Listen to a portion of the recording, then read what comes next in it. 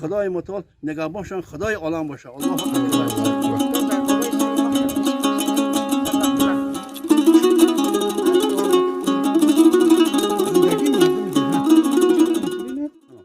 اعوذ بالله من الشیطان الرجیم. بسم الله الرحمن الرحیم. خدای خداوند اولا نوروز نوبهاران را جمعی تاجیکستانیان را تبریک مبارکباد میکنم. علل خصوص همدیه های خود را بگذار خداوند همه وقتشان در لباشان خنده تبسم باشه. خدای متعال همه وقت دسترخوانشان پر از ناز نعمت باشه. در کجای باشه سربلند باشند و خدای متعال نگهبانشان خدای عالم باشه. الله اکبر.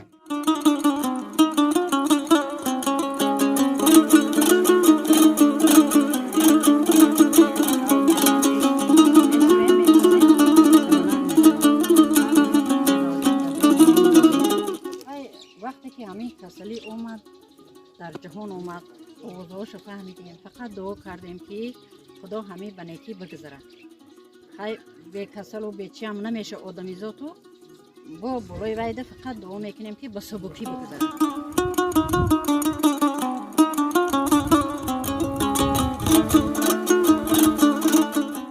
خدای پاک پروردگارم با نوروز دیگه خدای همه بنده ها را به همین نوروز پاک پروردگار با نوروز دیگه صحت سلامت همه ما رو برسونه.